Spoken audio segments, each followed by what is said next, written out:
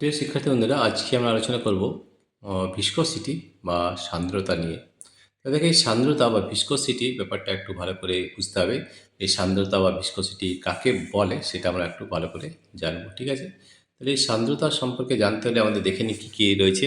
আগে আমরা এই বই থেকে জেনে নিচ্ছি, তারপরে এটার প্র্যাকটিক্যাল ক্লাস করেও দেখব।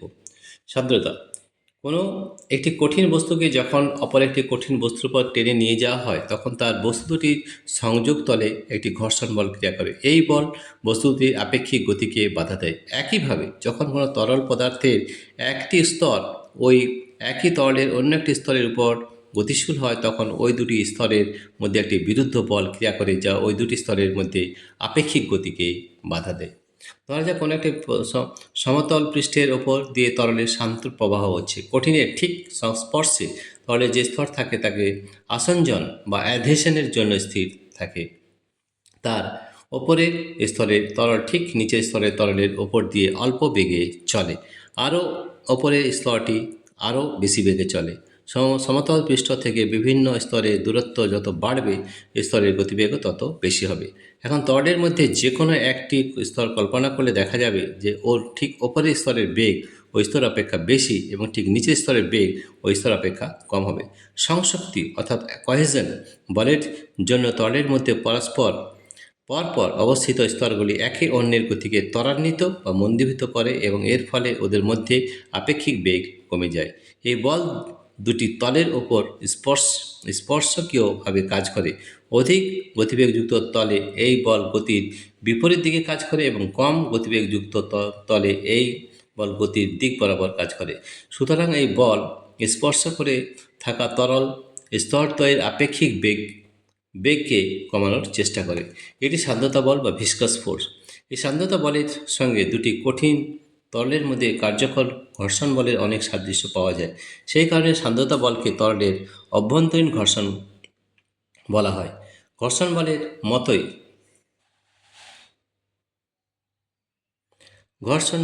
মতোই স্থির তরলের মধ্যে সান্দ্রতা বল কাজ করে না। ঘর্ষণ বলের সঙ্গে সান্দ্রতা বলের কিছু কিছু বৈসাদৃশ্য কিন্তু রয়েছে। যেমন সান্দ্রতা বল তলের ক্ষেত্রফলের ওপর এবং তরলের তল দুটির দূরত্বের ওপর নির্ভর করে। অপরপক্ষে ঘর্ষণ বল হলো এই দুটি বিষয়ের কোনোটির ওপর নির্ভর করে না। বিভিন্ন তরলের সান্দ্রতা বিভিন্ন।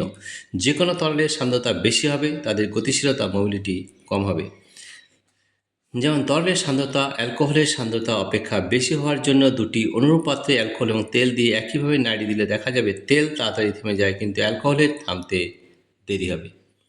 গতিশীলতার ক্রম অর্থাৎ জল 20 গ্রেটার দেন মধু গ্রেটার দেন আলকাতরা, এবং অর্থাৎ সান্দ্রতার ক্রম হবে জল থেকে বেশি হবে মধু থেকে বেশি হবে আলকাতরা, সান্দ্রতা বেশি।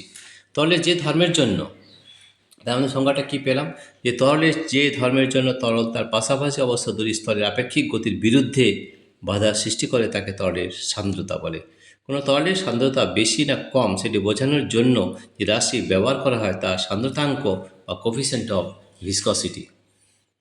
জেনে রেখো, তা সাধারণত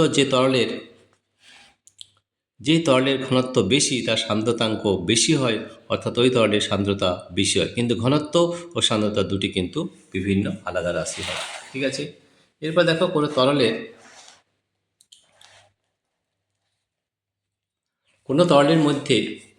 তরলের মধ্যে একক দূরত্বে অবস্থিত দুটি স্তরের মধ্যে একক আপেক্ষিক গতিবেগ বজায় রাখার জন্য প্রতি একক ক্ষেত্রফলে যে পরিমাণে স্পর্শকীয় বল প্রয়োজন হয় তাকে তরলের সান্দ্রতাঙ্ক বলে। একে ইটা চিহ্ন দ্বারা চিহ্নিত করা হয়।